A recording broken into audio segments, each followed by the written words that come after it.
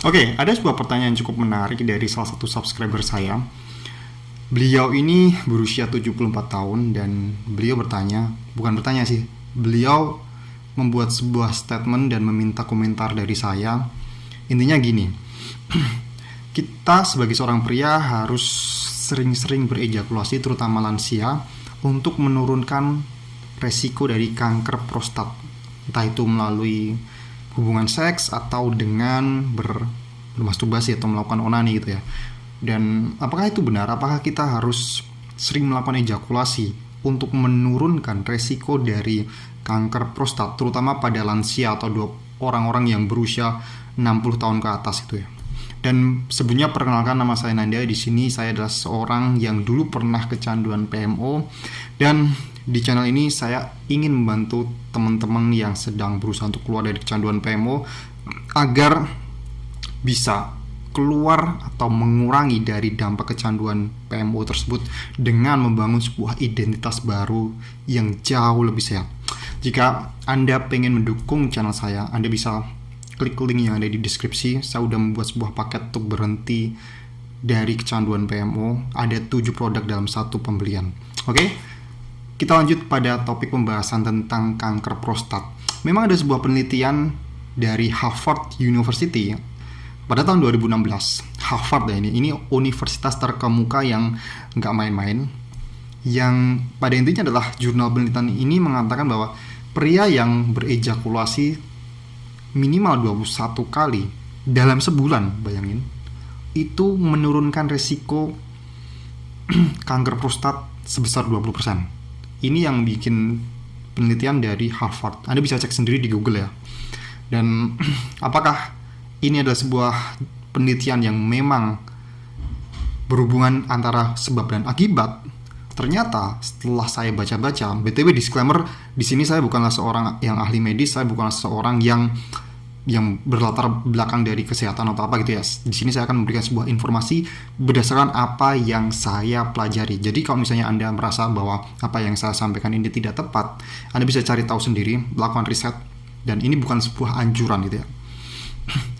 Berdasarkan apa yang saya tahu, itu adalah bukan sesuatu yang sifatnya sebab akibat, bukan penelitian yang sebab akibat, tapi penelitian yang bersifat asosiasi. Memang ada hubungannya antara frekuensi berejakulasi 21 kali itu dengan resiko kanker prostat, menurunkan resikonya. Tapi itu bukan hubungan sebab akibat yang mutlak ya. Karena kalau kita berbicara tentang kanker prostat, kanker sendiri, kita ngambil kankernya sendiri ya. Apa sih yang menyebabkan kita tuh memiliki kanker? Faktor yang paling besar sebenarnya adalah gaya hidup dan genetik atau keturunan. Mungkin untuk kanker prostat memang memiliki faktor paling besar itu usia. Kebanyakan pria yang berusia 60 tahun ke atas itu memiliki resiko kanker prostat lebih tinggi dibandingkan anak-anak muda. Tapi apakah lantas kemudian hanya karena faktor ejakulasi? Tidak. Faktor yang lebih berperan lebih besar adalah faktor pertama usia, tentu saja untuk orang-orang yang berusia 60 tahun lebih. Yang kedua genetik. Kalau misalnya ayah atau mungkin ada saudara kita yang memiliki kanker prostat, kita memiliki resiko kanker prostat 2 kali lebih tinggi dibandingkan orang biasa. Genetik itu berpengaruh sangat besar. Yang tidak kalah lagi adalah gaya hidup. Gaya hidup banyak hal, mulai dari merokok, kemudian makan makanan sehat, kemudian rajin olahraga. Ini bisa menurunkan kanker prostat. Dan apakah frekuensi ejakulasi itu berpengaruh? Itu berpengaruh, tapi sangat-sangat kecil. Bukan sebuah faktor yang besar. Jadi ibaratnya ada beberapa faktor yang lebih besar. Tapi dari penelitian yang Harvard tadi ya, saya merujuk pada penelitian Harvard. Itu tuh berpengaruh tapi kecil, hanya penelitian yang sangat kecil.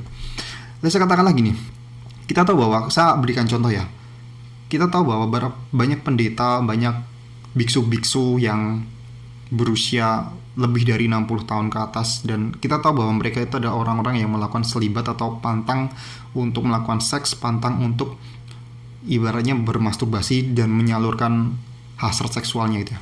Tapi apakah Anda pernah lihat, yang mungkin ada beberapa pendeta atau biksu yang kena kanker prostat, tapi kebanyakan mereka bisa hidup lebih lama dibandingkan orang-orang pada umumnya. Karena kenapa? Karena dari gaya hidup, kemudian dari makanannya benar-benar dijaga, kemudian apalagi tidurnya juga dijaga. Kita tahu bahwa lifestyle-nya biksu seperti apa. Dan apakah mereka punya risiko kanker prostat? Tetap ada risikonya. Mau bagaimanapun lifestyle mereka, tetap mereka memiliki risiko kanker prostat, apalagi kalau memiliki keturunan. Tapi bukan melulu hanya berdasarkan dari frekuensi ejakulasi. Mereka sudah pasti jarang berejakulasi dibandingkan orang-orang pada umumnya, bahkan tidak sama sekali. Tapi mereka masih bisa hidup lebih panjang dibandingkan dengan manusia pada umumnya, dan risiko kanker juga lebih kecil dibandingkan kita yang hidup di tengah zaman modern seperti sekarang ini. Mulai makan makanan yang sifatnya fast food, kemudian kita jarang gerak, kita cuma ada di dalam rumah doang, tidak pernah kena sinar matahari. Jadi sebenarnya faktornya itu banyak, faktornya sangat-sangat banyak. Dan mungkin kalau misalnya Anda berpikir bahwa itu juga menurunkan resiko memang, tapi itu resiko yang sangat kecil. Dan kalau misalnya katakanlah Anda itu ada seseorang yang menghindari untuk masturbasi dan menghindari pengeluaran sperma ejakulasi secara berlebihan gitu ya. Anda punya sesuatu yang, karena kita tahu bahwa ketika kita mengeluarkan sperma, ketika kita berejakulasi, itu sama saja kita tuh mengeluarkan sebuah energi, mengeluarkan sebuah zat-zat yang berharga bagi diri kita. Dan itu tuh kadang membuat kita jadinya lemas, tidak berenergi. Dan apalagi misalnya orang-orang lansia, apalagi misalnya orang-orang udah tua, itu akan berdampak pada, ya kita udah tahu kalau misalnya udah tua kadang energinya tidak sebesar anak muda, ditambah lagi harus mengeluarkan energi yang sebesar itu untuk berejakulasi. Kadang malah justru membuat tubuh itu jadi lemas. Dan kalau misalnya Anda memiliki sebuah paham religius atau paham untuk menghindari dari dampak buruk masturbasi, itu gak apa-apa kalau misalnya Anda memang bertujuan untuk tidak terkena kanker prostat. Karena faktor dari kanker prostat itu dari segi frekuensi ejakulasi itu cuma berdampak kecil. Lebih berdampak lagi lifestyle Anda, gaya hidup Anda, genetik Anda. Lifestyle itu sangat berpengaruh, bagaimana Anda tidur, bagaimana, dan itu seharusnya lebih difokuskan daripada frekuensi ejakulasi. Karena kalau misalnya Anda tidak berejakulasi, Anda bisa cari di internet atau dimanapun, orang yang udah berusia lansia pun, itu pun masih bisa mimpi basah. Orang yang udah berusia 25 tahun ke atas tuh masih bisa mimpi basah, meskipun tidak sesering anak muda. Jadi kalau misalnya Anda tidak mengeluarkan sperma Anda, tidak ejakulasi, tubuh itu mempunyai mekanisme sendiri untuk mengeluarkan hal tersebut, atau bahkan menyerapnya, menjadikan sebuah hal baik pada tubuh. Kalaupun tidak diserap, itu akan dikeluarkan secara alami. Dan Anda bisa cari di internet bahwa memang orang-orang dewasa itu masih bisa mimpi basah, meskipun tidak sesering anak muda. Tidak sebanyak anak muda yang berusia di bawah 25 tahun. Saya sendiri usia 30-an nih juga masih sering mimpi basah, meskipun tidak sesering dulu ya. Mungkin beberapa bulan sekali. Dan saya yakin kita tuh sebagai manusia, kita sebagai pria, kita tahu bahwa sampai di usia berapapun kita masih bisa menghamili kita masih subur lah, kita masih sehat gitu ya. Sebagai seorang pria tidak ada batasnya seperti seorang wanita. Dan mekanisme seperti itu masih tetap ada pada diri kita, tapi mungkin cuman berkurang kelayakannya ya, atau maksudnya gimana ya, pokoknya tidak berfungsi seoptimal dulu waktu masih muda. Mungkin kalau masih muda kita sering mimpi basah, tidak dikeluarkan secara sendiri, tapi dikeluarkan secara alami, dan itu sering bagi anak-anak muda. Tapi kalau misalnya udah semakin usia, itu akan semakin turun. Dan ini sama ada hubungannya dengan bagaimana kadar hormon testosteron kita itu juga semakin turun bertambahnya usia.